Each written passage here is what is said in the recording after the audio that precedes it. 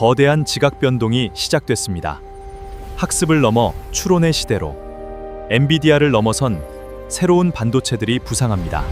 이후 인공지능법에서 발췌한 이 다이어그램을 한번 보시죠. 규제기관이 AI 시스템을 어떻게 정의하고 있는지 잘 보여줍니다. 모델의 아키텍처, 학습 데이터, 그리고 인간의 선호도가 복잡하게 얽힌 촘촘한 그물망과도 같죠. 하지만 이 소프트웨어들의 경로를 따라 기원으로 거슬러 올라가면 결국 단 하나의 물리적 엔진, 즉 AI 컴퓨팅에 전적으로 의존하고 있다는 것을 알 수 있습니다. 컴퓨팅은 거대한 물리적 형태를 띠고 있습니다. 수천 개의 금속 렉으로 꽉 찬 데이터 센터들은 끝없이 쏟아지는 데이터를 처리하기 위해 전력망으로부터 기가와트 단위의 전력을 쉴 새 없이 끌어다 씁니다. 현재 개발 중인 모든 AI 모델의 속도와 비용은 바로 이 거대한 물리적 인프라에 의해 결정되죠. 이 설계도는 CPU와 GPU의 결정적인 차이를 보여줍니다. CPU는 순차적인 논리 연산을 처리하는데 특화되어 있었습니다. 하지만 2012년 연구자들은 GPU가 AI 연산에 엄청난 잠재력을 가지고 있다는 사실을 깨달았죠. 인공신경망은 수천 개의 행렬 곱셈을 동시에 처리해야 하는데 GPU의 병렬 그리드 구조가 이 복잡한 수학 연산에 완벽하게 들어맞았던 겁니다. 엔비디아의 72 GPU 블랙랙을 보시죠. 엔비디아는 이 병렬 처리의 이점을 극대화해서 5조 달러의 기업 가치를 달성했고 시스템당 무려 300만 달러의 제품을 판매하고 있습니다. 이들의 압도적인 독점 체제는 쿠다라는 독자적인 소프트웨어 플랫폼에 의해 아주 철저하게 보호받고 있습니다. 쿠다 환경에서 개발된 모델을 경쟁사 플랫폼으로 이식하는 건 엄청난 기술적 장벽을 넘어야 하는 일입니다. 이 다이어그램은 기존의 GPU와 맞춤형 ASIC을 비교하고 있습니다. GPU가 범용성이 뛰어나지만 그만큼 값비싼 맥가이버 칼이라면 상황은 어떨까요? 전 세계적으로 특정 AI 작업을 1초에 수백만 번씩 실행해야 하는 지금 유연하긴 하지만 개당 4만 달러에 달하는 칩을 쓴다는 건 막대한 자본과 전력의 낭비를 의미합니다.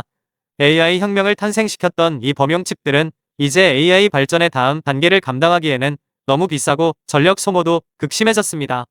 AI의 수명 주기는 크게 두 단계로 나뉩니다. 왼쪽은 방대한 데이터를 모델에 쏟아붓는 학습 단계입니다. 반면 오른쪽은 그 모델을 사용해 실시간으로 결과를 만들어내는 추론 단계죠. 엔비디아가 학습 시장을 지배하고 있는 건 맞습니다. 하지만 컴퓨팅의 거대한 볼륨은 이미 추론 쪽으로 이동하고 있으며 이는 범용 GPU가 아닌 초고효율 칩이 필요하다는 것을 의미합니다. 이 슬라이드는 이른바 하이퍼스케일러들의 반란을 조명합니다. 구글이나 AWS 같은 클라우드 거인들은 수백만 개의 타사 GPU를 구매하는 데 드는 엄청난 프리미엄 비용을 피하기 위해 이제 자체 칩을 직접 설계하고 있습니다. 여기 엔비디아의 부품 옆에 나란히 놓인 구글의 TPU가 보이실 겁니다. 구글은 자사의 특정 모델이 요구하는 정확한 수학적 연산만을 처리하도록 이 맞춤형 ASIC을 하드웨어적으로 설계했습니다. 전력 소비를 줄이기 위해 굳이 필요 없는 범용 아키텍처는 과감하게 덜어낸 것이죠. 아마존의 트레이니엄 3칩 역시 비슷한 논리로 탄생했습니다. 하드웨어 설계를 내재화함으로써 AWS는 엔비디아의 동급 제품 대비 비용을 50% 낮추고 에너지 효율은 40%나 더 높일 수 있다고 강조하고 있습니다. 이윤을 방어하기 위해 수조 달러 규모의 빅테크 기업들은 이제 하드웨어를 수직 계열화하고 있습니다. 예전에는 돈을 주고 빌리거나 샀던 바로 그 인프라를 직접 구축하고 있는 겁니다. 더 저렴한 추론에 대한 시장의 갈증은 전통적인 칩 설계의 룰을 깨부수고 있으며 수많은 스타트업들이 완전히 새로운 폼팩터를 실험하도록 이끌고 있습니다. 세리브라스의 사례를 보시죠. 이들은 전통적인 칩의 크기를 포기하고 실리콘 웨이퍼 전체를 자르지 않은 채 통째로 사용하여 하나의 거대한 엔진을 만들었습니다. 이는 연산 영역을 극대화하고 작게 분리된 프로세서들 사이에서 데이터를 주고받을 때 생기는 지연 시간을 원천적으로 없애줍니다. 또한 대담한 하드웨어적 시도로 그로크는 언어 처리 장치, 즉 LPU를 개발했습니다. 이 아키텍처는 거대 언어 모델을 고속으로 실행하는데 완벽하게 특화되어 설계되었으며 특정 작업에 있어서는 기존 GPU의 성능을 가볍게 뛰어넘습니다. 최근 업계에 엄청난 지각 변동을 일으킨 사건이 있었죠.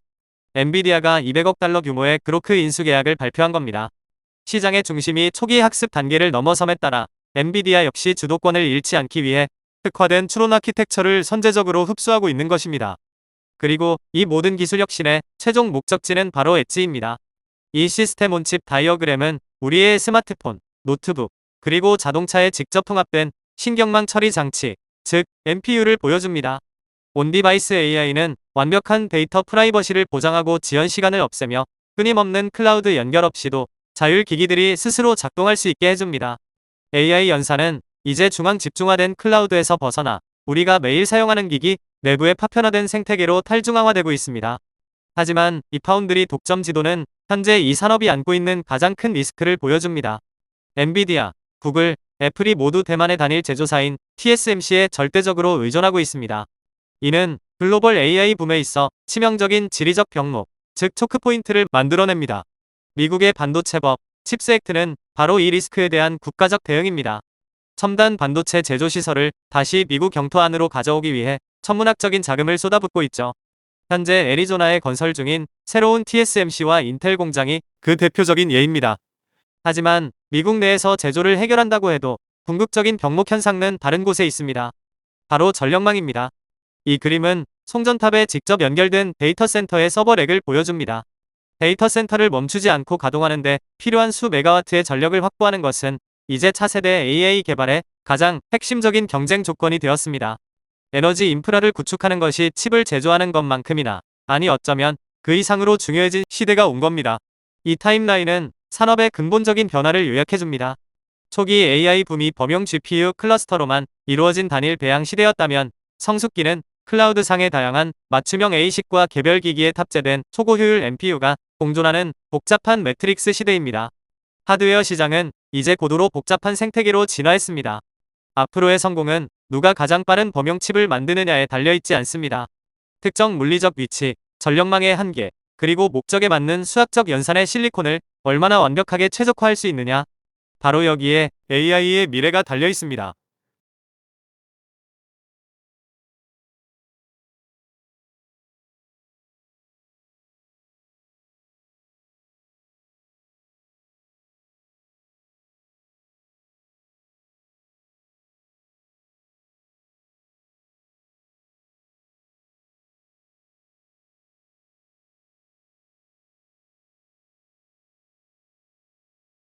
AWS